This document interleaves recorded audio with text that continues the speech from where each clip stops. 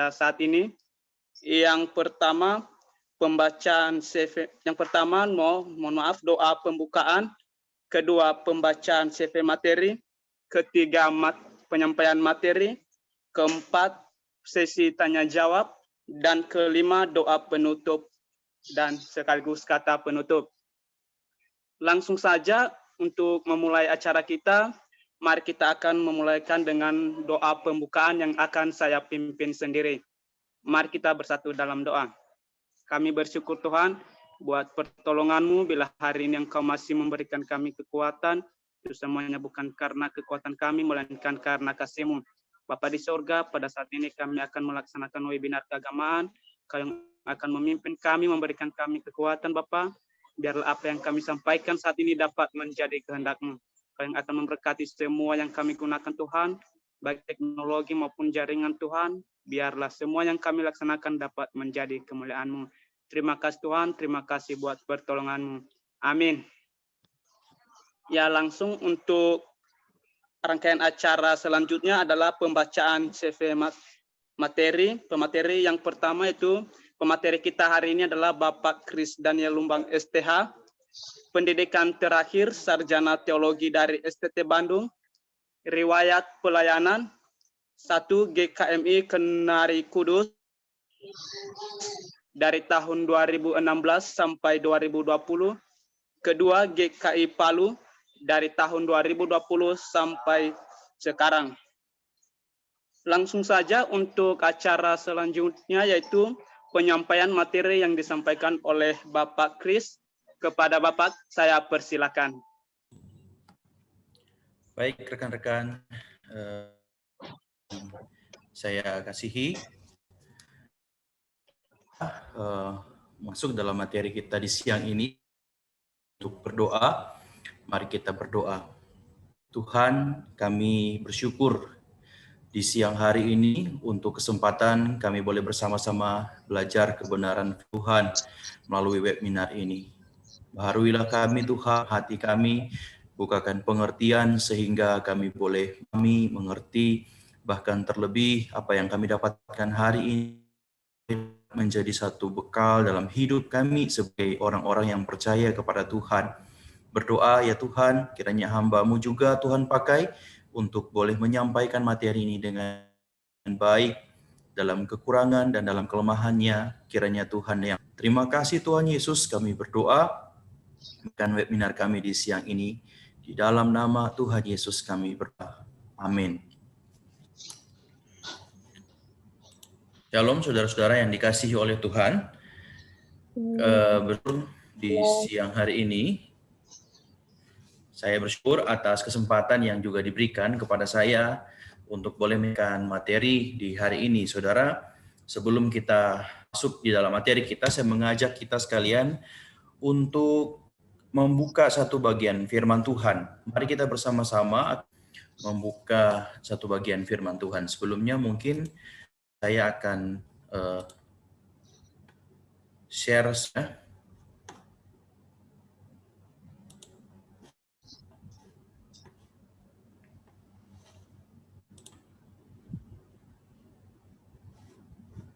Mari kita membuka atau membaca dari satu bagian firman Tuhan ini dari Matius pasalnya yang ke-13. Matius pasal 16 ayat 13 sampai dengan ayat yang ke-20.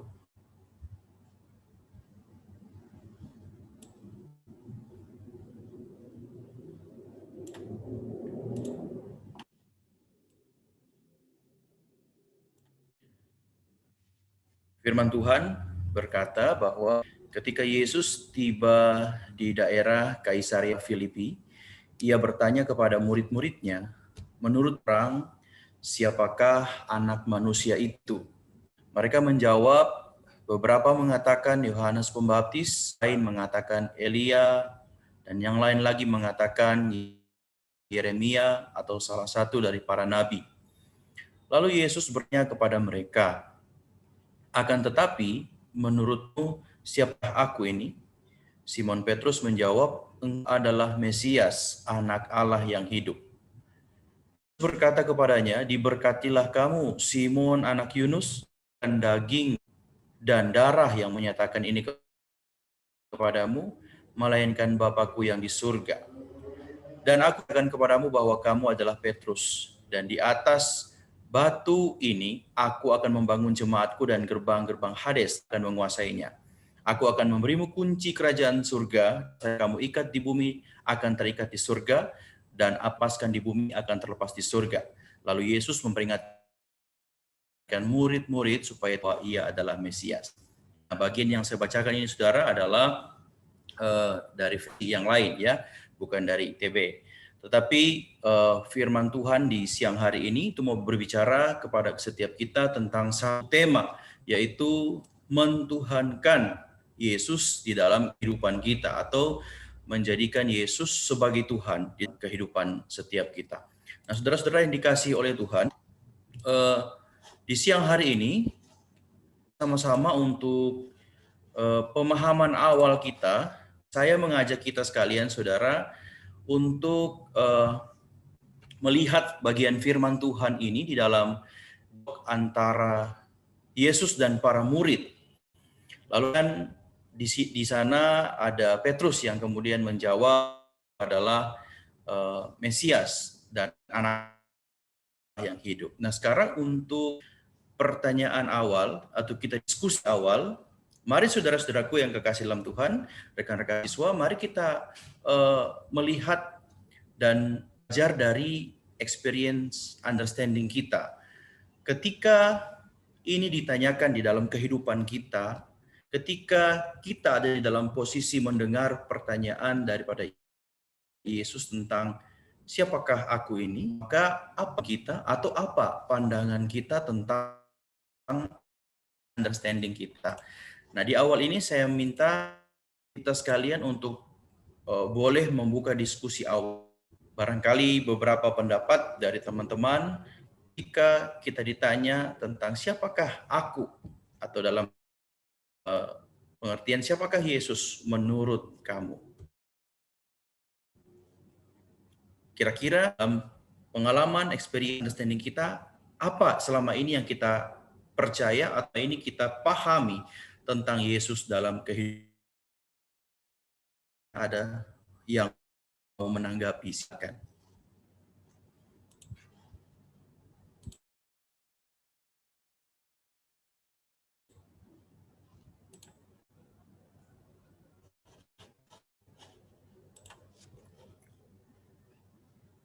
Ya, pertanyaan saya ya. Jadi sebelum kita masuk nanti critical understanding tentang bagaimana menuhankan Yesus di dalam, maka diskusi awal ini kita diskusi tentang pengalaman kita, menurut kita secara pribadi Yesus itu. Kira-kira demikian. Kalau ada yang mau sharing atau ada yang mau berbagi tentang pengalamannya, siapakah Yesus itu menurut kita?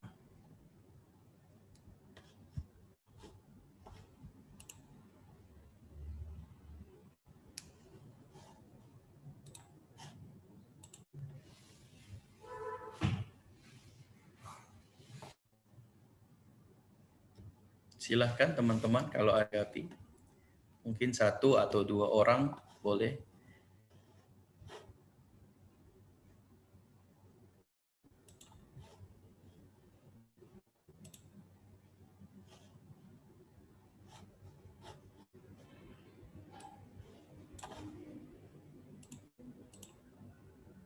Izin menjawab, Pak.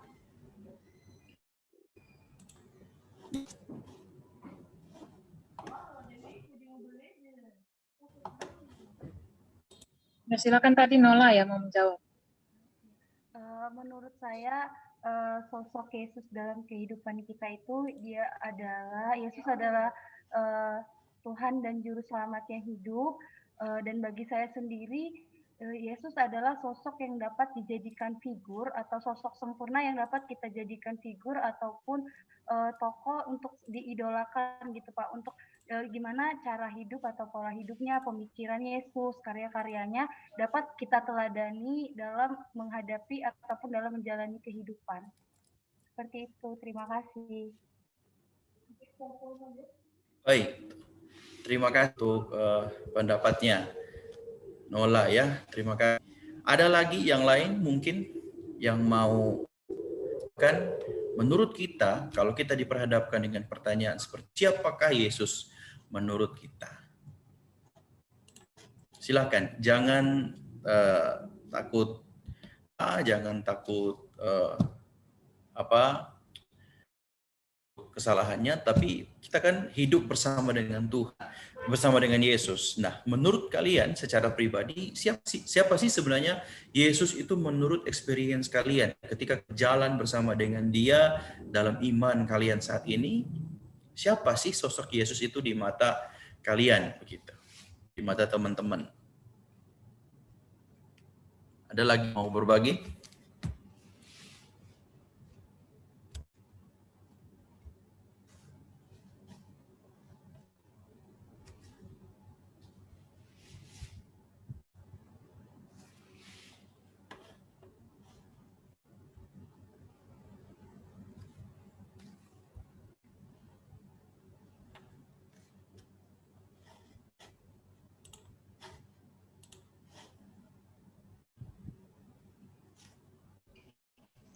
Shalom.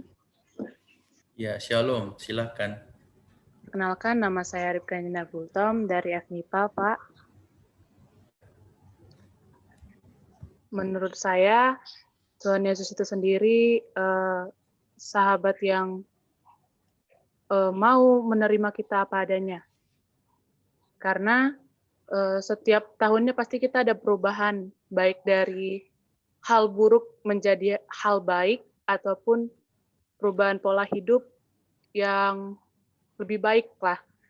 Dan Tuhan Yesus mau menerima kita tanpa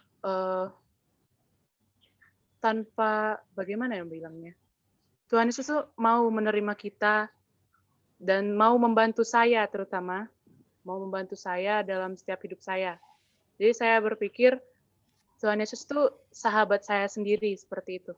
Karena pengalaman pribadi saya sering bercerita dalam hati sendiri, menerima apa keadaan saya, dan saya ceritakan kepada Tuhan. Dan saya beranggap bahwa Tuhan sebagai sahabat pendengar yang baik. Begitu. Terima kasih. Oke, terima kasih atas pendapatnya. Dan ini menarik kalau tadi yang pertama menjawab bahwa Yesus Tuhan yang dapat dipercaya, yang dapat menyerahkan seluruh kehidupan kita kepada Dia. Nah, yang kedua ini menarik melihat Yesus dari perspektif seorang sahabat. Sahabat yang dapat dipercaya, sahabat yang dapat menemani kita di kala kita senang, di kala kita sedih, kita lagi bergumul. Nah, ini yang saya katakan sebagai experience kita. Pasti setiap kita itu punya pengalaman tentang bagaimana Yesus itu bekerja. Banyak orang yang menganggap itu sebagai Tuhan, tetapi banyak orang juga yang gagal menjadikan Yesus itu sebagai Tuhan. Tetapi ada juga seperti tadi dari Ripka mengatakan bahwa Yesus adalah sahabat dalam kehidupan kita. Mengapa? Karena secara experience dia merasakan bagaimana Yesus menemani dia ketika dia sedang bergumul, ketika yang merasakan ada begitu banyak pergumulan yang dia hadapi, dan dia kuat ketika dia bersama-sama dengan Yesus. Nah, saudara yang kekasih di dalam Tuhan, setelah kurang lebih diskusi awal ini, saya ingin mengajak kita sekalian, saudara, untuk melihat bahwa di dalam pelayanan yang sudah Yesus lakukan, banyak orang yang kemudian dari awal, saudara, kalau kita baca dalam Matius 13 ayat 53 sampai 58, di sana Yesus di dalam awal pelayanannya sudah mengalami penolakan. Lalu mereka kecewa menolak dia, ayat 57 kalau kita baca, maka Yesus berkata, seorang nabi dihormati di mana-mana kecuali di tempat asalnya sendiri dan di rumahnya. Nah, saudara, awal pelayanan Yesus dia ditolak karena orang tahu bahwa dia ini adalah anak seorang tukang kayu. Dia ini adalah seorang anak yang mereka kenal lahir dari seorang yang bernama mengenal Yesus, mereka mengenal saudara-saudara Yesus, mengenal Yakobus, mereka mengenal Simon, mereka mengenal Yudas, tetapi mereka juga tidak bisa menolak bahwa Yesus sendiri sudah melakukan banyak sekali mujizat ketika di dalam awal pelayanan Yesus ada di dalam dunia ini. Nah, saudara-saudara yang kekasih di dalam Tuhan, mujizat yang diadakan oleh Yesus itu adalah tanda bahwa seseorang yang bisa melakukan mujizat itu adalah tanda bahwa ia berasal daripada Tuhan. Di sisi lain orang menolak, di sisi lain orang tidak bisa tidak menerima pekerjaan Yesus. Nah, saya mau mengajak kita melihat apa kata Alkitab tentang dasarnya awalnya kita sebelum kita memahami bagaimana Tuhan, kita mau melihat dasar Alkitab bagaimana Alkitab berkata tentang ketuhanan Yesus. Nah, saudara, kita buka kembali ke dalam bacaan kita tadi di Matius ayat 13 sampai 20. Nah, saudara, Yesus berkata, kata orang, apakah aku ini? Di awal. Tetapi kemudian dia berkata, tetapa katamu, ketika dia menyampaikan pertanyaan ini kepada para murid, dia merubah pertanyaan. Bukan apa kata orang, tetapi nah, ini merujuk kepada pribadi. Makanya tadi saya awal mengajak kita sekalian untuk bersama-sama secara pribadi kita tentang Yesus. Atau apa pendapat kita tentang Yesus. Siapa Yesus menurut kita? Nah, di diskusi awal ini. Nah, pertanyaan ini kalau di dalam perikop yang sudah kita baca, saudara, ini dijawab oleh Simon. Dan menarik bahwa jawabannya, engkau adalah Mesias, kata Petrus, Simon Petrus, engkau Mesias, anak Allah yang hidup. Nah, kembali teman-teman, saudara-saudara untuk melihat bahwa jawaban daripada Petrus ini sehingga kita boleh berkata bahwa dasar kita untuk menuhankan atau menjadikan Tuhan dalam kehidupan kita, salah satunya saya mau mengajak kita melihat dari pengakuan-pengakuan Petrus yang ada di dalam kitab suci kita. Nah, mari kita breakdown satu persatu. Saudara, yang pertama Simon Petrus mengatakan bahwa Yesus itu adalah Mesias. Mungkin pertanyaannya, bagaimana Petrus itu mampu mengakui Yesus sebagai Mesias? Sebenarnya ini adalah hal yang lucu. Karena dalam konteks pada waktu itu, saudara-saudara, orang Yahudi yang terpelajar, mereka yang mengerti kitab suci, tahu akan Taurat Tuhan, justru Yesus sebagai Mesias. Yang tidak terpelajar, dia mampu melihat bahwa Yesus ini adalah Mesias. Nah, seharusnya tanda-tanda Yesus sebagai Mesias yang ketika dia melakukan mujizat, ketika dia melakukan hal-hal yang luar biasa, membangkitkan orang mati dan lain sebagainya, justru ini adalah tanda yang seharusnya bisa langsung dibaca oleh para pada waktu itu. Tetapi justru mereka miss di dalam melihat. Nah, Petruslah yang kemudian melihat Yesus, akui Yesus sebagai Mesias. Padahal Petrus bukan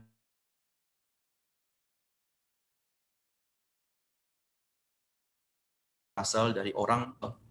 Pengakuan Petrus kepada Yesus ini sebagai Mesias bukan dari hasil bahwa Petrus ini orang. Tetapi mari nanti kita lihat nanti.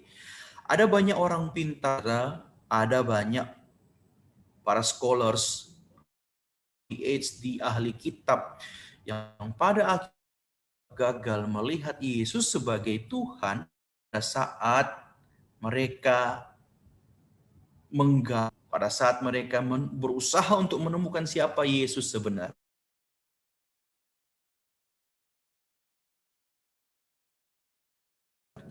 Nah, poin penting bisa mengaku dalam kasus Petrus, ketika Petrus bisa mengaku bahwa Yesus adalah Mesias, itu bukan dari dirinya sendiri.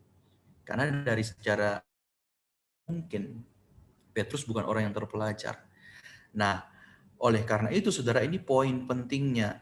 Melihat Yesus sebagai Tuhan dan Juru Selamat adalah ketika hati kita dibuka untuk melihat bahwa Yesus itu adalah Tuhan.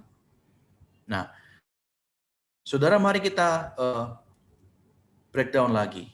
Mesias, Petrus juga mengakui bahwa Yesus itu adalah Allah yang hidup. Nah, ini penting. Jadi dua hal. Yang pertama, Petrus mengakui Yesus sebagai Mesias. Yang kedua adalah mengakui bahwa Yesus adalah anak Allah yang hidup. Nah, coba perhatikan sekali lagi, saudara. Kalau saudara melihat di dalam pembacaan kita, tadi Tuhan kita itu Tuhan nyatakan bahwa dia memperkenalkan dirinya justru sebagai manusia. Kalau saudara punya Alkitab di situ, coba saudara bisa cek dalam Matius 16 ayat 13 sampai 20, Yesus memperkenalkan dirinya kepada murid-muridnya itu sebagai anak manusia. Nah, di sini Petrus mengenali Tuhan sebagai anak Allah yang hidup. Nah, pengertian ini Petrus memperingatkan kepada setiap kita bahwa Yesus itu adalah anak Allah, menekan ketritunggalan Tuhan. Yesus adalah pribadi kedua dari Allah. Nah, oleh sebab itu saudara, sekali lagi ketika Petrus menjawab adalah anak Allah, mari kita perhatikan apa reaksi Yesus. Yesus kata, "Berbahagialah engkau Simon bin Yunus, bukan manusia yang menyatakan itu kepadamu, melainkan Ku yang di sorga." Nah, saudara-saudaraku, rekan-rekan yang terkasih dalam Tuhan, ketika kita mampu mengakui Yesus Tuhan, itu bukan dari hasil pemahaman kita semata-mata. Bukan karena kita mampu untuk menggali, meneliti, mencari tahu siapa Yesus sedalam-dalamnya secara rasional tentang Yesus.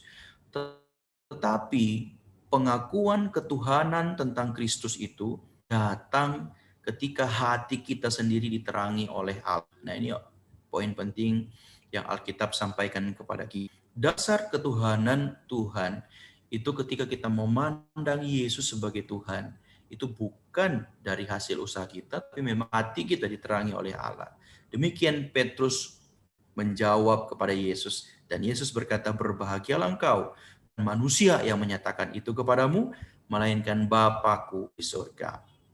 Nah, saudara-saudara, ini poin penting. Nah, dasar itulah yang kemudian membawa kita sampai di sini kita bisa mengerti ya bahwa ternyata pada saat Yesus itu sebagai Tuhan dalam hidup kita itu bukan karena kita semata-mata tahu tentang Yesus itu siapa, tetapi karena hati kita diterangi oleh Allah, dan Allah lah yang menyatakan kepada kita siapa Yesus itu. Nah, kalau kita tidak diterangi oleh Allah, saudara, maka sepintar apapun kita belajar tentang Yesus, maka belum tentu seseorang itu akan mengakui Yesus itu sebagai Tuhan. Saudara-saudara yang kekasih di dalam Tuhan, kita masih akan belajar ya untuk dasar ini. Saya mengajak kita untuk melihat dasar ini menjadi sesuatu yang penting untuk kita supaya kita pegang baik-baik sebagai dasar kita dalam melihat Yesus sebagai Tuhan.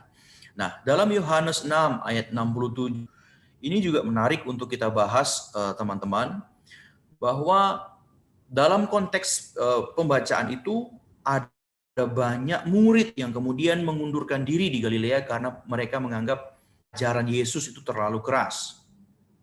Lalu kemudian banyak murid yang meninggalkan Yesus, lalu Yesus situasi ini. Dia berkata kepada ke-12-nya yang mengikuti dia, dia berkata, "Apakah kamu mau pergi juga?" Perhatikan ini ayat 67 pertanyaan Yesus ya. "Apakah kamu tidak mau pergi juga seperti murid-murid yang lain?" Lalu sekali lagi Simon Petrus menjawab kepadanya, "Tuhan, ke siapakah kami akan pergi? Perkataanmu adalah hidup yang kekal." Perhatikan, perkataanmu adalah perkataan hidup yang kekal. Nah, saudara, pengakuan sekali lagi Petrus di sini meneguhkan kepada kita bahwa iman yang murni itu, saudara, yang telah mencari iman Petrus itu adalah iman yang murni, yang kemudian dia tahu bahwa di dalam Yesus itu ada kehidupan yang kekal. Nah, ini menunjukkan, saudaraku, bahwa bagi orang Yahudi, kekekalan itu hanya bisa didapatkan dengan mentaati Taurat. Tetapi Petrus justru melihat bahwa di dalam Yesuslah ada perkataan yang kekal. Nah, saudara, kalau saya mau menarik aplikasi dari sebuah pertanyaan dalam tema kita, mengapa orang percaya itu menuhankan Kristus di dalam hidup atau menuhankan Yesus di dalam hidupnya? Maka jawaban Petrus ini menjadi acuan, yakni bahwa di dalam Yesus dan firman-Nya ada kehidupan yang kekal. Sehingga di dalam kekekalan itulah yang hanya dimiliki oleh Yesus, kita menjadikan Yesus itu sebagai Tuhan. Nah, teman-teman yang terkasih di dalam Tuhan, sampai di sini saya ingin mengajak kita untuk melihat perbandingan. Ketika Petrus ini pertama dipanggil oleh Tuhan untuk menjadi muridnya, saudara perhatikan Lukas 5 ayat 8. Petrus berkata, "Tuhan, pergilah daripadaku karena aku ini orang berdosa," kata Petrus. Nah, tetapi saudara-saudara, ketika Petrus sudah hidup bersama dengan Yesus, Petrus sudah belajar bersama dengan Yesus, lalu kemudian ditantang oleh Yesus dalam tadi Yohanes 6 ayat 68 itu, Yesus bertanya, "Apakah kamu tidak mau pergi juga?" Jawaban Yesus yang tadinya dalam awalnya dia bilang, "Tuhan, pergilah daripadaku." Tetapi di titik ketika dia sudah melihat semuanya, dia meyakini semuanya bahwa gurunya ini adalah Tuhan, maka dia berkata, "Mau kemana kami pergi? Telah percaya dan tahu bahwa Engkau adalah yang kudus dari Allah." Nah, saudara perhatikan, di awal dia merasa tidak layak untuk bertemu dengan Yesus dan dia berkata, "Yesus, pergilah dari saya karena saya orang berdosa." Tetapi kemudian di akhir perjalanannya, dia berkata kepada Yesus, "Nah, kami mau pergi tanpa Engkau. Engkau yang kudus dari Allah, karena kami tahu itu." Nah, itu tadi pengakuan Petrus yang kedua. Nah, untuk semakin meneguhkan kita tentang ketuhanan Yesus, saudara-saudara, saya ingin mengajak sekali lagi dalam Alkitab, melihat dalam Kisah Para Rasul 4, ayat 11 sampai dengan ayat yang ke-12. Di sini adalah satu hal yang penting juga menyangkut pengakuan Petrus. Ya, jadi hari ini kita belajar dari Petrus. Bagaimana Petrus itu melihat Yesus itu sebagai Tuhan dan meyakini bahwa Yesus itu sebagai Tuhan di dalam hidupnya. Nah, Kisah Para Rasul 4 ayat 11 sampai 12. Yesus adalah batu yang dibuang oleh bangunan, yaitu kamu sendiri, namun ia telah menjadi batu penjuru. Lalu ayat 12, dan keselamatan tidak ada di siapapun juga selain di dalam Dia atau dalam Yesus, sebab di bawah kolong langit ini tidak ada nama lain diberikan kepada manusia yang olehnya kita diselamatkan. Nah, saudara perhatikan ayat ini, saudara, bahwa di dalam ayat ini menjadi peneguhan. Tadi Petrus masih bersama-sama dengan Yesus di dalam Lukas, awal panggilannya, Matius, kemudian dalam Yohanes, Yesus masih bersama-sama dengan mereka. Nah, dalam Kisah Para Rasul ini, Yesus itu sudah naik ke sorga. Tetapi lihat, iman Petrus dalam pengakuannya, dia tidak berubah. Bahkan semakin diteguhkan bahwa dia berkata, keselamatan itu tidak ada di dalam siapapun juga selain di dalam Dia. Nah, selain mengalami experience understanding, ya, dia pengalaman hidup bersama dengan Tuhan, menjadi muridnya, dan dia melihat kematian Yesus dan dia juga kebangkitan Yesus, bahkan kenaikan Yesus ke surga, semakin meneguhkan apa yang sudah dia pelajari selama ini tentang Yesus, sehingga dia boleh berkata bahwa keselamatan tidak ada dalam siapapun juga selain di dalam Yesus. Nah, saudara, ini salah satu poin penting di dalam pelajaran kita hari ini. Nah, coba simpulkan dari semua pengakuan Petrus yang sudah kita pelajari dari awal tadi, saudara. Petrus mengakui yang pertama, mari kita lihat ya. Petrus itu mengakui bahwa Yesus adalah Mesias. Tadi kita sudah lihat. Lalu kemudian Petrus itu mengakui bahwa Yesus adalah anak Allah yang hidup. Kemudian yang ketiga, Petrus mengakui Yesus sebagai yang kekal. Lalu yang keempat, Petrus mengakui Yesus sebagai yang kudus dari Allah. Yang kelima, Petrus mengakui hanya di dalam Yesus ada keselamatan. Artinya saudara, dia mau menyatakan bahwa Yesus yang dia percaya ini adalah Yesus yang betul-betul berasal daripada Tuhan. Tidak mungkin seorang yang dia percayai itu adalah orang yang kemudian dia nilai, kalau bukan itu orang yang betul-betul hidup bersama dia mampu menilai bahwa Yesus itu adalah Mesias, Yesus itu adalah anak Allah, Yesus itu adalah yang kekal, Yesus adalah yang kudus, dan Yesus ada keselamatan. Nah saudara, pengakuan Petrus akan Yesus kira-kira mencakup kelima hal ini. Nah saudara, pertanyaannya bagi kita adalah sekarang bahwa apa pengakuan kita terhadap Yesus itu sama seperti apa yang Petrus akui terhadap Tuhan. Nah, mengenal Yesus di dalam kehidupan kita, saudara, harus didasari awalnya itu pertama adalah pengakuan, seperti yang Petrus lakukan. Oleh karena itu saya mengajak kita untuk belajar hal ini. Kita belajar dari Petrus untuk melihat bahwa memang Petrus sendiri mengaku. Kesaksian Alkitab membuktikan bahwa Kristus atau Yesus itu adalah Tuhan. Yesus itu adalah anak Allah yang datang di dalam kehidupan. Nah, mari kita belajar saudara untuk implikasinya dalam kehidupan kita. Tema kita hari ini itu belajar bagaimana kita menuhankan Yesus. Saudara, poin penting yang harus kita pelajari adalah yang pertama, ketika saudara mau mengaku dan menjadikan Yesus sebagai Tuhan dalam hidup saudara, saudara percaya itu bukan dari saudara sendiri. Seperti tadi yang sudah saya katakan bahwa kalau Tuhan tidak menerangi hati kita, saudara, maka tidak akan ada pengakuan dan tidak akan ada ketundukan terhadap Tuhan Yesus. Saudaraku, menuhankan Yesus di dalam kita harus selalu dimulai dari pengakuan terhadap keilahian Yesus. Bagaimana mungkin saudara sebagai Tuhan kalau kita sendiri tidak percaya bahwa Yesus itu adalah Tuhan yang sudah diberikan kepada kita untuk menebus dosa setiap kita. Oleh sebab itu pengakuan hati ini, pengakuan mulut ini menentukan sikap kita, saudara. Dan kalau kita bisa percaya kepada Yesus sebagai Tuhan, Paulus berkata, semua hanyalah anugerah Tuhan. Semua hanyalah karena jiwa kita, hati kita diterangi oleh Tuhan.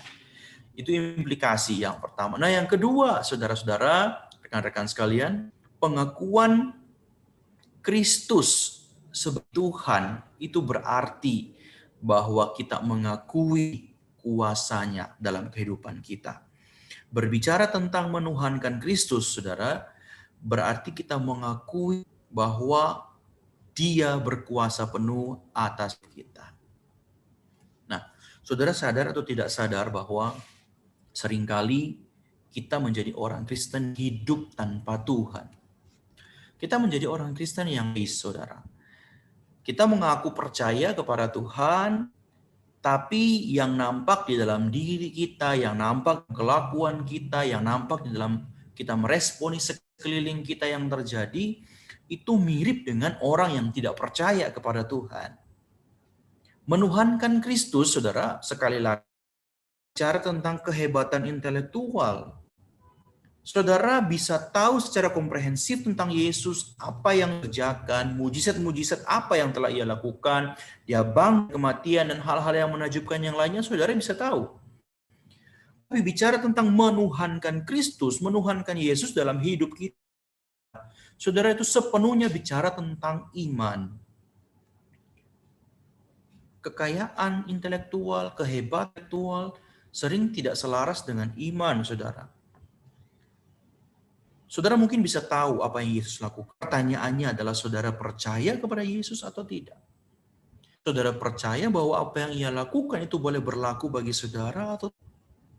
Nah, banyak orang yang hidup di dalam kekristenan masa kini, saudara, menjadi orang Kristen yang ateis. Kristen yang percaya katanya kepada Tuhan, tetapi dia hidup seolah-olah Tuhan itu tidak ada. Apa maksudnya? Contoh kecil, saudara-saudara, bahwa berapa banyak dari saudara saat ini yang, atau mungkin ada orang yang terkenal di saat masa pandemi seperti ini, itu ketakutan yang luar biasa, bahkan memiliki kekhawatiran yang sungguh amat luar biasa. Ketakutan bahwa dunia ini akan berakhir, ketakutan bahwa bentar lagi akan kiamat, ketakutan yang sebenarnya belum tentu itu terjadi dalam kehidupan. Kita takut sampai-sampai itu berefek pada kehidupan kita. Sehingga orang Kristen yang seperti ini tidak menggantungkan sepenuhnya hidupnya pada kuasa Tuhan. Mengapa kita ragu? Mengapa kita takut? Mengapa kita khawatir? Karena mungkin saja, saudara, kita mempercayai ada kuasa yang lebih besar dari kuasa Yesus. Dan ini bahaya, saudara. Coba saudara-saudara renungkan di dalam diri saudara beberapa ini. Saudara mungkin bisa berkata saudara percaya Yesus, tetapi saudara masih hidup di dalam ketakutan saudara. Saudara mungkin mengaku saudara percaya kepada Yesus, tetapi saudara sendiri merasa hidup saudara tidak bisa berubah. Hidup saudara tetap begitu-begitu saja. Saudara mungkin beriman kepada Yesus katanya, tetapi saudara khawatir, misalnya uang kuliah saudara bayarkan, atau pendidikan saudara, atau kuliah saudara keteteran karena hal-hal yang mungkin yang melanda saudara, dan keraguan-keraguan yang mungkin saja saudara saat ini sedang alami. Tetapi saudara, poin penting hari ini mengingatkan kita bahwa untuk menuhankan Yesus di dalam hidup kita, berarti kita betul-betul hidup di bawah kuasa, di bawah otoritas, sepenuhnya percaya bahwa Tuhan Yesus itu mengontrol kehidupan setiap kita. Tidak ada ini yang dapat atau mampu menjauhkan kasih setia Tuhan, kasih karunia Tuhan, keselamatan Tuhan.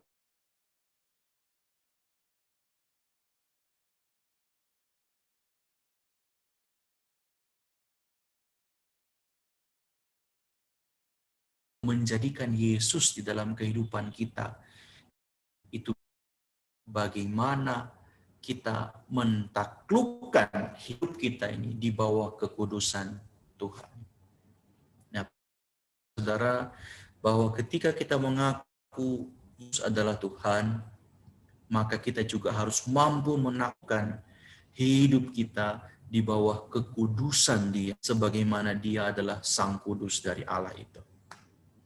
Saudara, banyak sekali orang Kristen bangga, mereka mengaku Yesus adalah Tuhan, mereka mengaku Yesus adalah juru selamatnya, tapi kehidupan mereka bangga dengan iman mereka, mereka tidak membanggakan Tuhan dengan gaya hidupnya, saudara.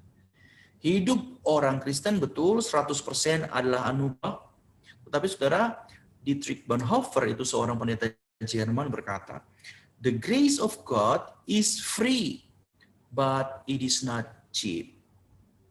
Kasih-Nya Tuhan itu memang gratis untuk kita. Tetapi bukanlah itu bersifat murahan. Bukan diberikan dengan cuma-cuma lalu kemudian kita menyia-nyiakannya, saudara. Apa implikasinya bagi kita? Anugerah keselamatan dari Yesus itu, saudara, perlu dibarengi dengan kekudusan hidup kita. Kita perlu menundukkan setiap hidup kita di bawah kekudusan Tuhan.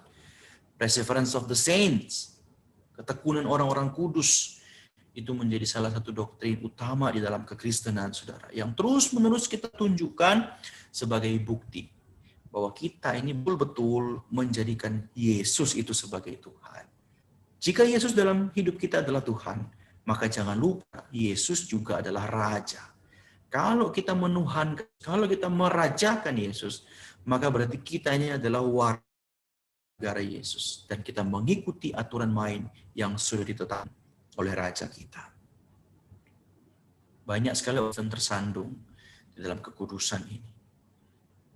Mahatma Gandhi, kalau saudara pernah membaca, seorang yang mengagumi Yesus yang luar biasa. Tetapi dia tersandung pada pengikut-pengikut Yesus yang tidak hidup di ajaran dan otoritas kekudusan Tuhan. Maka bagaimana dengan kehidupan saudara dan saya? Di hari ini, saudara, kita belajar bahwa ternyata mengakui kita percaya Yesus itu mudah.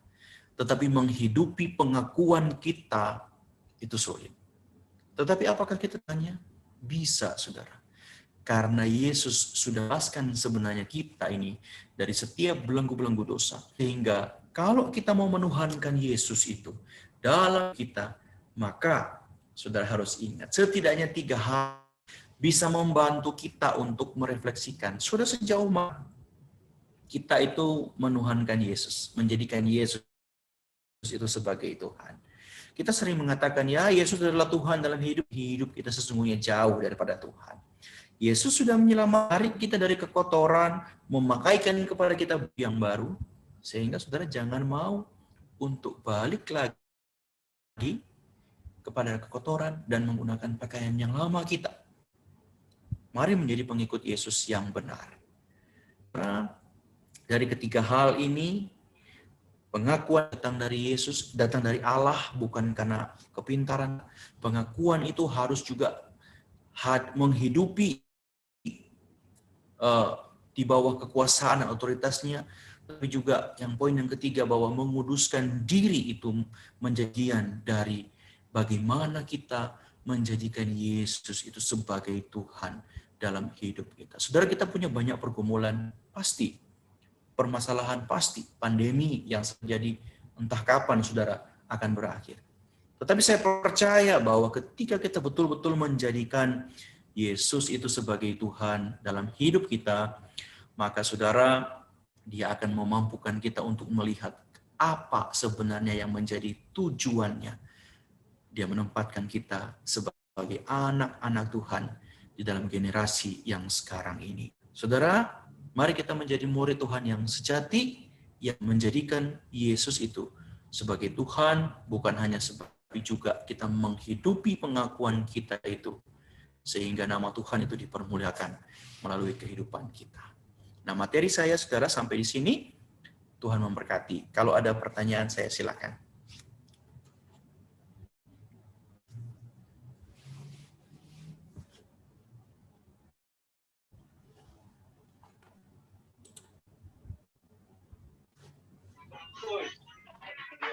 Baik, terima kasih Pak atas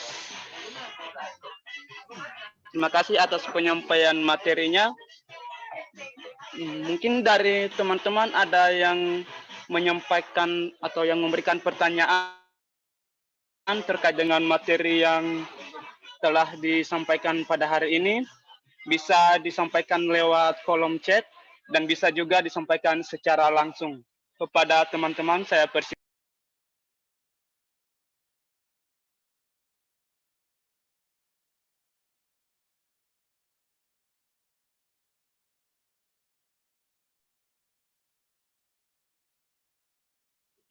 Satu pertanyaan ya masuk ke saya bacakan yang Pak Daniel ya.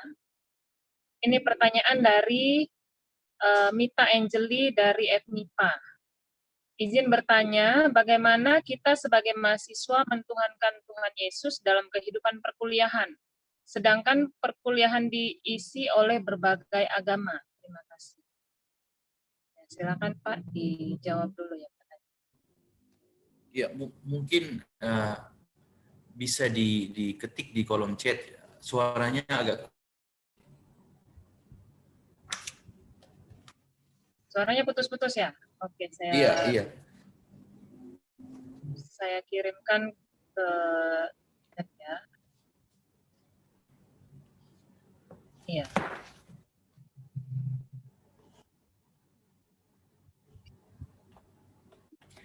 Oke.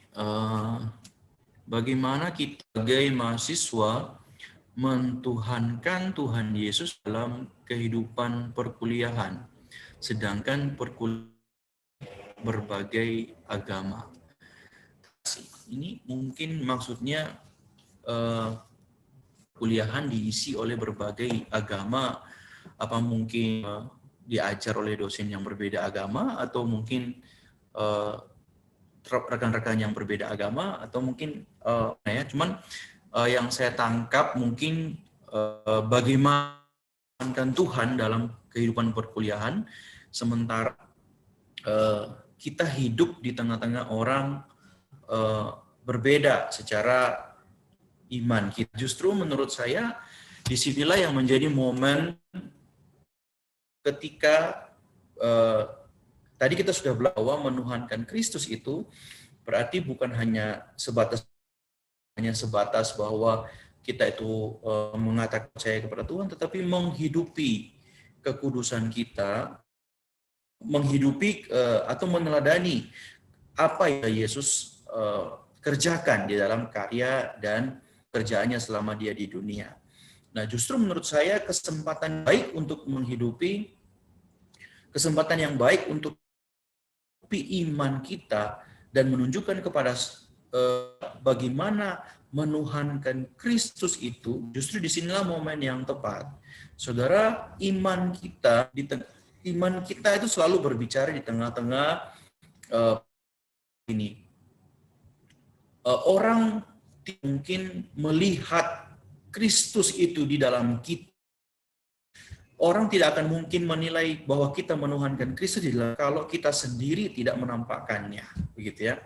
Nah, justru di dalam perbedaan ini menjadi satu tempat, di wadah di mana iman kita seharusnya berbicara bahwa dalam teladan kehidupan kita, dalam kemudian mungkin sikap hidup kita, kehidupan kita sebagai warga kerajaan Allah yang sudah diselamatkan, di sini kita menunjukkan bahwa Yesus itu berbicara melalui kehidupan saya. Ada satu bagian firman Tuhan yang mengatakan bahwa kita ini adalah kitab yang terbuka yang bisa dibaca oleh semua. Nah, oleh sebab itu ketika kita mau menuhankan perkuliahan kita, di dalam kehidupan kampus kita, salah satu cara yang harus dilakukan adalah betul-betul menghidupi bahwa Yesus menuntut ada satu yang kita kerjakan sehingga orang dapat menyaksikan kehidupan kita bahwa Yesus disaksikan melalui apa yang kita. Kira-kira demikian jawaban saya.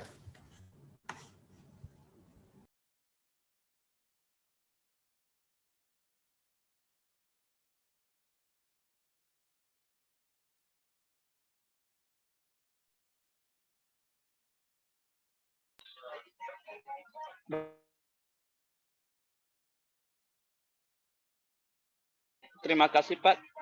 Ya, mungkah jawaban yang telah disampaikan oleh Bapak, beliau sudah bisa dipahami atau masih ada yang perlu ditanggapi? Saya persilakan.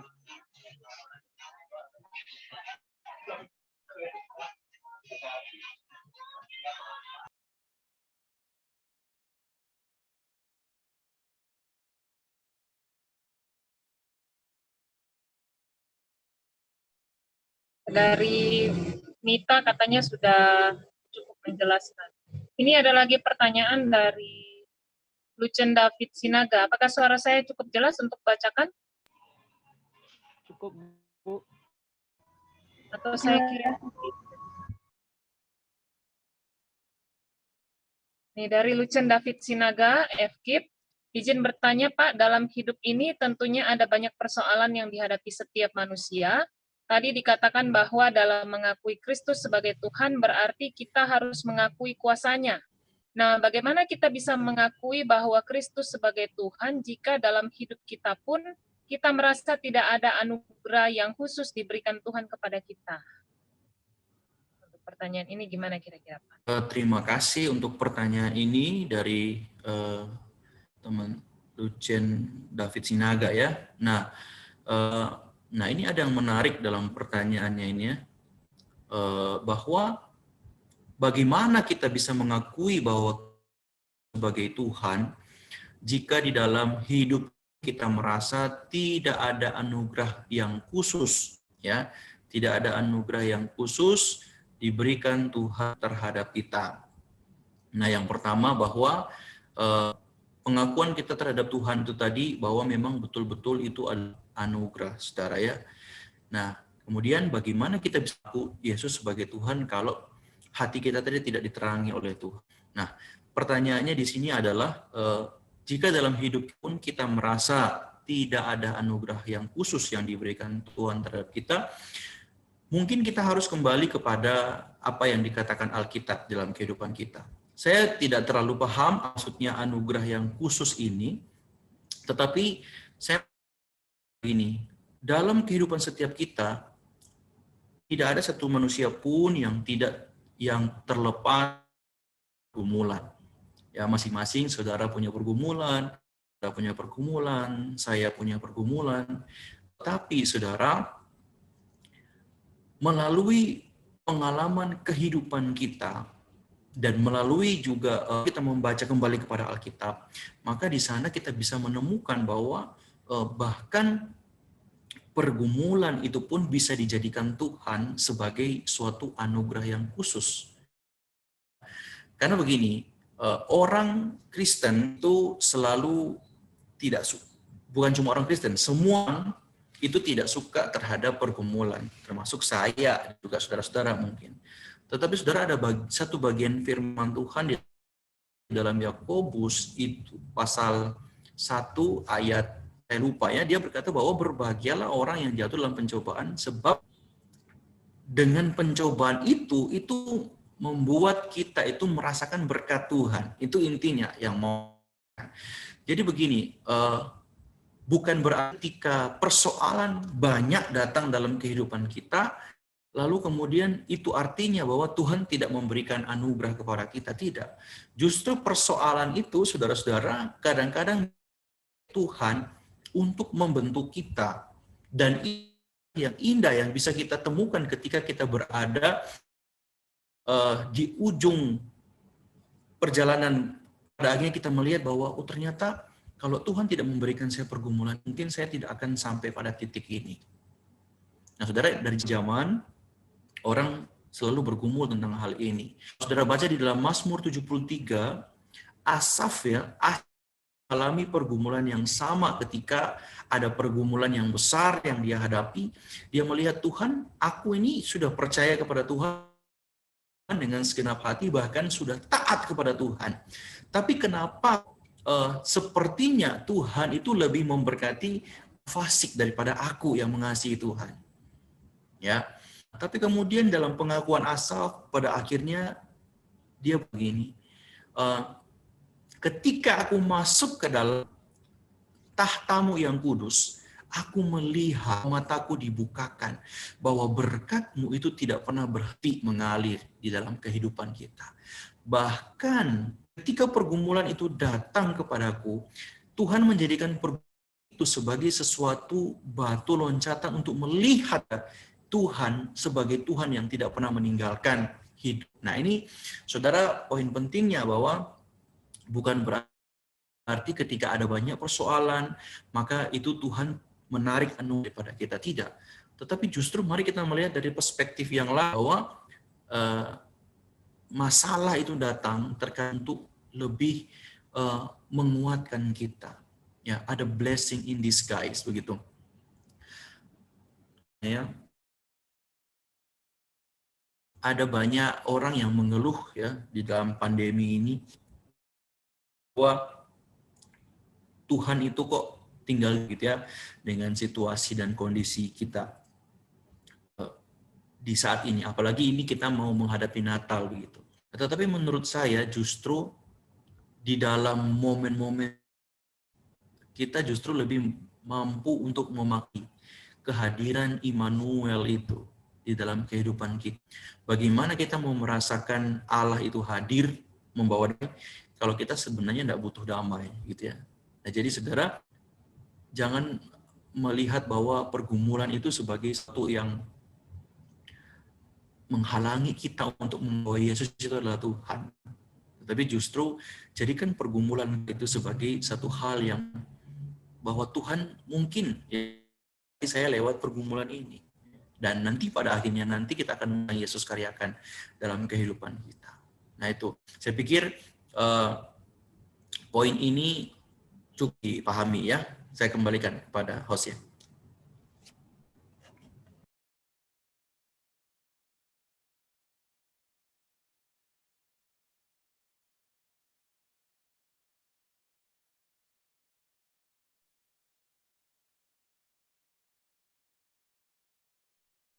Nah, tadi yang bertanya untuk jawaban dari Pak Dani, tadi Lucen David Sinaga ya yang bertanya. Ada yang mau ditanggapi? Lucen? Sudah jelas, Bu. Jelas. Kita lanjut ke pertanyaan berikutnya ya Pak Dani ya. Ini ada pertanyaan dari Jonathan Simalango Kehutanan. Izin bertanya Pak, nama saya Jonathan Simalango dari FP jurusan Kehutanan. Tadi dikatakan bahwa mengakui Yesus sebagai Tuhan. Bagaimana kita mengaplikasikannya dalam kehidupan kita sehari-hari? Saya kirim lagi ya.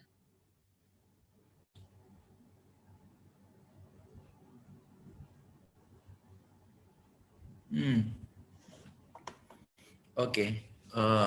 Ya, jadi bagaimana mengakui Yesus sebagai Tuhan, mengaplikasikannya dalam kehidupan kita sehari-hari. Artinya mungkin bagaimana kita mengaplikasikan pengakuan Tuhan itu dalam kehidupan kita sehari-hari. Juga saya sudah sempat singgung bahwa kalau kita mengaku Yesus sebagai Tuhan, maka kita hiduplah sebagai orang yang betul-betul berserah penuh kepada Tuhan. Nah, contoh kecil tadi misalnya, saya mengatakan banyak orang Kristen yang dia mengakui Yesus itu sebagai Tuhan, tetapi dia tidak mengakui bahwa ada Tuhan yang punya kuasa yang lebih besar daripada daripada permasalahan kehidupannya. Dia terus-terusan saja khawatir mungkin dengan permasalahan kehidupannya, khawatir mungkin dengan jodoh, khawatir mungkin dengan pekerjaannya, atau teman-teman mungkin dari mana mau kemana saya setelah saya lulus dari kuliah ini, begitu ya? Apakah Tuhan akan memberikan saya pekerjaan yang baik dan lain sebagainya? Nah, saudara, pada akhirnya kekhawatiran inilah yang kemudian menutup melihat bahwa kuasa Tuhan atas kehidupan kita sungguh luar biasa. Nah, saudara, hal-hal sekecil itu dan sebenarnya. Nah, kemudian juga salah satu bagaimana cara kita aplikasikannya di dalam kehidupan kita sehari-hari. Saya tadi mungkin agak tidak menyinggung tentang kita menjadikan Yesus itu sebagai Tuhan dalam kehidupan kita. Maka kita harus ya dalam panggilan kita harus menyampaikan kepada orang lain itu sebagai Tuhan. Artinya Injil itu harus kita hidupi dan kita beritakan. Nah, lewat apa? Lewat kehidupan kita. Tadi sudah saya sempat singgung bagaimana kita berbicara, bagaimana kita merespon terhadap permasalahan yang dalam contoh kecil dalam perkuliahan kita. Nah, kita mengakui Yesus sebagai Tuhan dalam kehidupan kita, hal kecil, apakah kita menyelesaikan perkuliahan dengan penuh tanggung jawab? Apakah kita kemudian bertanggung jawab penuh dengan pemakaian, misalnya uang diberikan orang tua kepada kita? Apakah ketika orang tua memberikan, kita pakai itu untuk bayar uang kuliah, atau mungkin untuk yang lainnya? Nah, dari hal-hal sekecil itu dan sesimpel itu, saudara, itu sudah menjadi kesaksian yang saudara dalam kehidupan kita. Dalam kehidupan teman-teman saudara mungkin juga, ya. Jadi kita tidak, maksudnya jangan langsung berpikir hal yang besar, bahwa apa aplikasinya, ya. Coba mulai dari hal-hal yang simpel di dalam perkuliahan kita. Begitu. Jadi aplikasinya dalam kehidupan kita, yaitu hidupi apa yang menjadi kehendak Tuhan, bagaimana kita menjadi seorang anak muda generasi milenial Kristen, yang saat ini banyak sekali tantangan, saudara, untuk generasi ini, ya.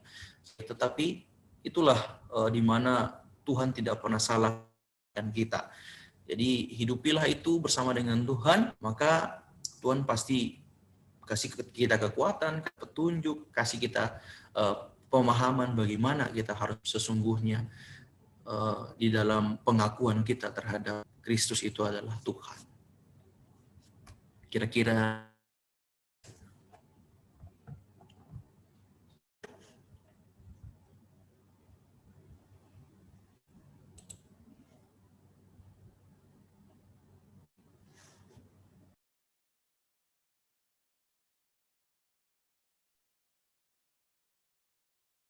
Terima kasih Pak Dhani untuk jawabannya. Bagaimana Jonathan Simalangu? Apakah ada yang mau ditanggapi dari jawaban Pak Dhani?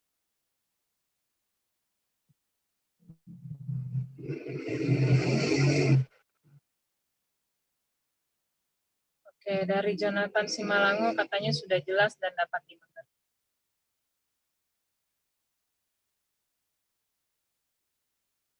Baik, Otoni masih ada, Otoni? Sepertinya Otoni lagi di luar nih, ya.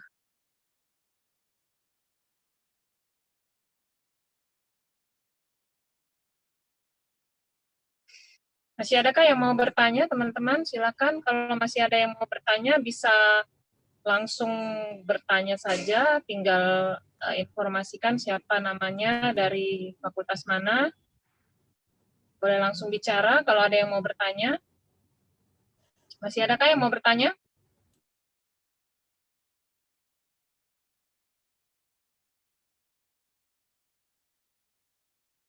Ya, Bu. Ada? Silakan Karnel, ya. Iya, Bu. Ya, Nama silakan. saya Karnel Silain, izin bertanya. Jadi kan kalau anak muda ini sering kali mengabaikan imannya itu dalam Kristen itu sering lalai. Menurut Bapak, kira-kira apa yang bisa dilakukan mahasiswa, terutama kami, agar bisa terus menjaga iman itu? Terima kasih. ya, terima kasih pertanyaannya. Ya, ini juga pertanyaan yang baik, ya, yang menjadi pergumulan setiap anak-anak muda, dimanapun mungkin anak-anak muda berada. Saya selalu diperhadapkan dengan seperti ini, bagaimana kita menjaga iman. Tentu, saudara, pertanyaan ini juga muncul dari konteks. Nah, saudara, kita ini hidup dalam zaman sosial media. Kita mungkin punya aplikasi-aplikasi sosmed, Instagram, atau aplikasi-aplikasi TikTok mungkin, ya. Nah, di sana itu, saudara, ada banyak hal yang membuat iman kita itu bisa goyang begitu. Dalam artian konten-konten muat sekalipun itu mungkin tidak bernuansa agama, tetapi menjadikan kita itu bisa lari iman kita. Nah, satu hal sederhana sebenarnya ada sekarang itu yang perlu untuk betul-betul dikerjakan adalah bagaimana kita bisa membantu kita untuk seimbang antara kehidupan kehidupan spiritual kita dan kehidupan duniawi kita, katakanlah begitu kalau sebagai dalam spiritual dan duniawi. Nah, ya juga adalah bahwa sekarang ini banyak sekali anak muda menghabiskan separuh hidupnya atau separuh hidup sehari itu bahkan untuk hal-hal yang sebenarnya tidak penting begitu ya. Dalam artian begini, misalnya mahasiswa banyak waktu yang terbuang untuk kuliah, ya bukan terbuang, terpakailah. Waktu yang terpakai untuk kuliah. Nah, kuliah selesai, tentu otak juga butuh refreshing, begitu ya. Jadi kemudian kuliah kita bisa pergi nongkrong atau kita bisa mungkin kalau yang punya teman mungkin kita bisa terhibur karena aplikasi-aplikasi yang ada. Bahkan bahwa di dalam kehidupan kita ada kehidupan rohani kita yang harus kita beri, begitu ya.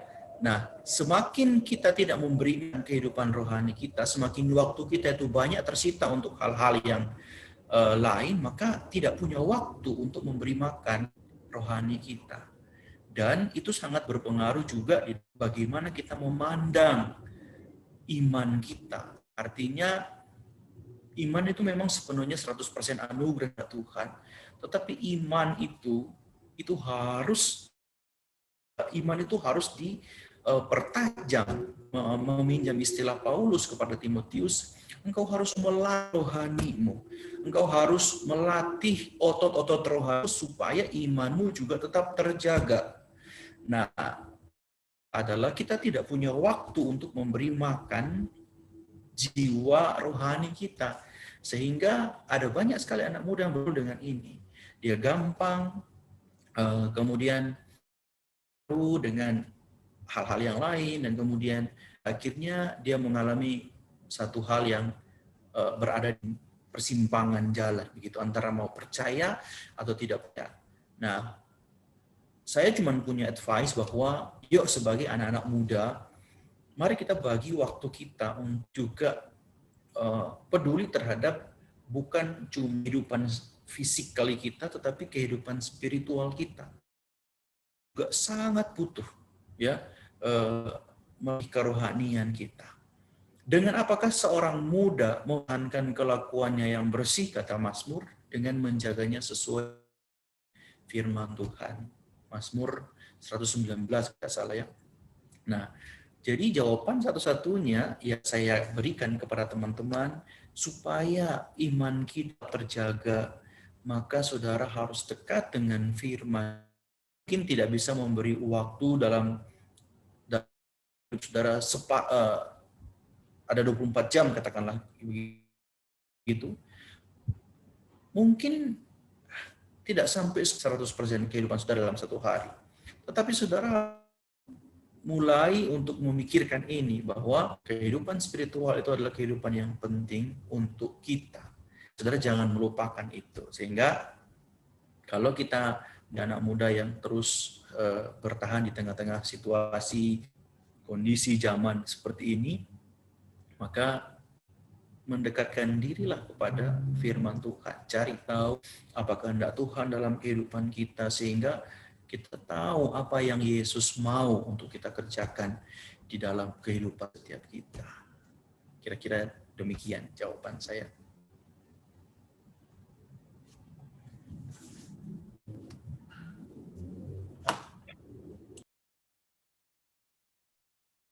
Baik, terima kasih Pak Daniel untuk jawabannya.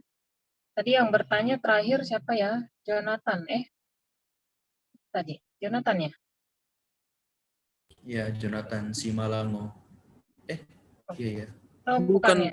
Oh, bukan. Karnel ya? Sorry. Karnel tadi ya? Soalnya Karnel, tadi. ya. Sorry, ya. Oke, ada lagi kah yang mau bertanya? Oke, saya kembalikan ke Otoni ya. Otoni sudah ada. Silakan Otoni.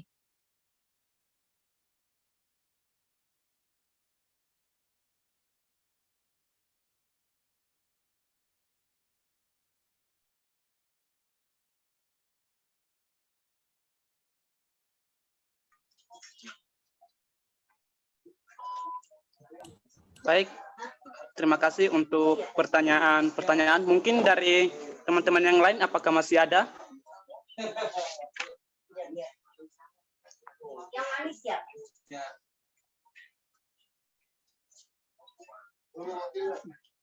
Ya, saya rasa udah cukup ya untuk sesi tanya jawab saat ini. Untuk rangkaian acara selanjutnya, yaitu kata penutup dan doa penutup yang disampaikan oleh Ibu Tri. Kepada Ibu saya persilakan.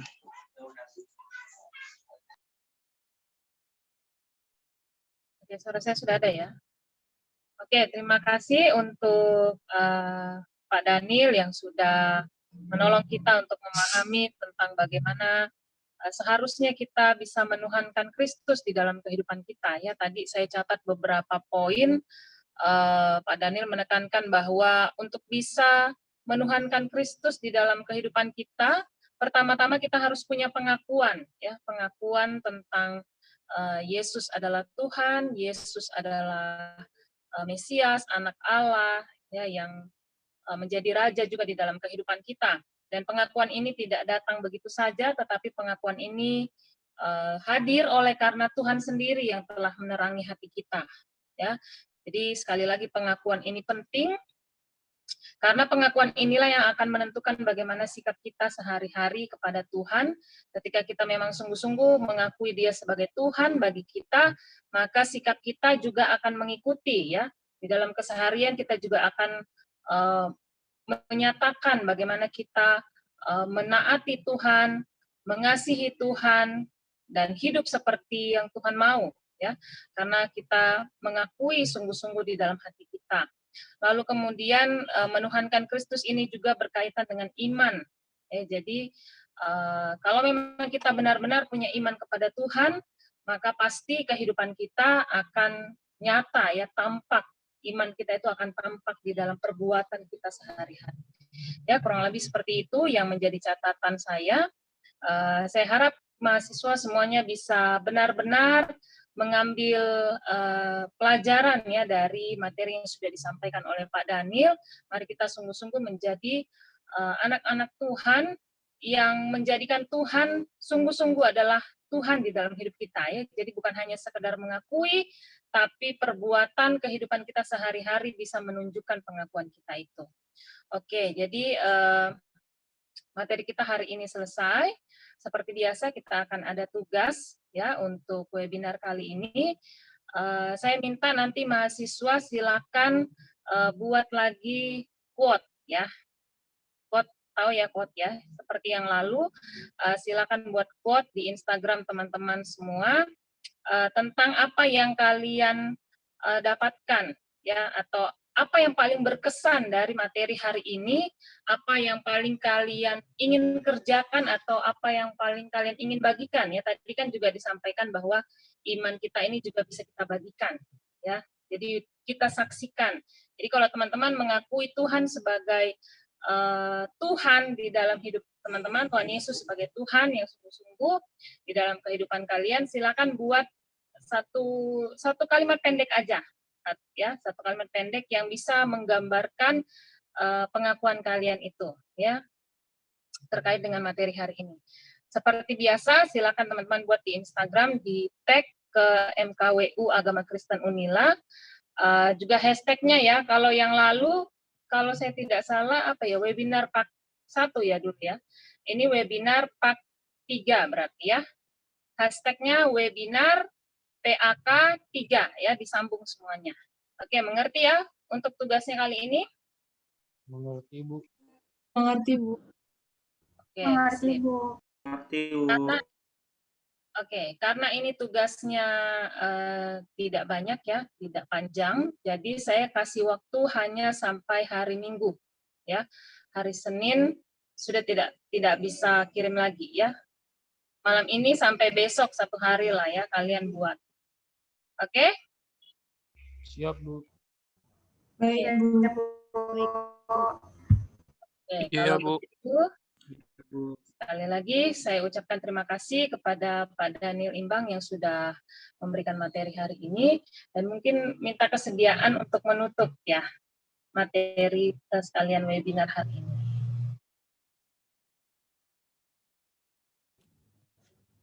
Iya, ini langsung doa penutup ya. Ya, mau ada yang disampaikan dulu juga boleh, Pak. Oke. Silakan. Oke, rekan-rekan mahasiswa ya, saya panggil teman-teman karena sahabat dalam Tuhan. Terima kasih Civitas Akademia untuk mahasiswa Kristen dari Universitas Lampung. Terima kasih untuk kesempatan di siang hari ini. Ya, syukur boleh sharing dan mohon maaf kalau ada kekurangan-kekurangan dalam materi dan juga mungkin ada pertanyaan-pertanyaan yang belum terjawab. Nanti bersyukur sama Tuhan, Tuhan kasih pengertian kepada kita seluruhnya, supaya kita juga boleh menghidupi apa yang kita boleh sharing di siang hari ini, supaya kita boleh menjadi anak-anak muda Kristen yang terus berdampak dalam kehidupan kita. Terima kasih sekali lagi juga untuk Ibu Tri, terima kasih sudah mempercayakan saya. Mari kita bersama-sama tutup webinar kita di dalam doa. Mari kita berdoa. Bapa, kami sungguh bersyukur jikalau hari ini kami boleh bersama-sama belajar tentang bagaimana untuk menjadikan Tuhan Yesus itu sebagai Tuhan di dalam kehidupan setiap kami. Bapa, biarlah materi yang sudah boleh dibagikan di hari Tuhan itu boleh menjadi satu kekuatan bagi kami. Tuhan sudah selesai menyampaikan, tetapi hamba percaya bahwa Roh Engkau yang akan memeteraikan, meneguhkan firman Tuhan yang sudah boleh ditaburkan di siang hari ini. Terima kasih. Berdoa untuk rekan-rekan mahasiswa di Universitas Lampung, Tuhan yang akan memberkati mereka, memperlengkapi mereka sebagai anak-anak muda Tuhan, yang terus menjadikan Tuhan sebagai juru selamat dalam kehidupannya, sehingga hidup mereka boleh berbicara bagi kesaksian Tuhan dan memuliakan Tuhan bagi banyak orang. Terima kasih Tuhan untuk kesempatan siang ini. Kami akan kembali ke kehidupan aktivitas kami masing-masing, kiranya Tuhan boleh berkati kami. Di dalam nama Tuhan Yesus kami bersyukur dan kami berdoa. Haleluya. Amin. Baik, terima kasih. Mungkin kita foto dulu kali ya, supaya ada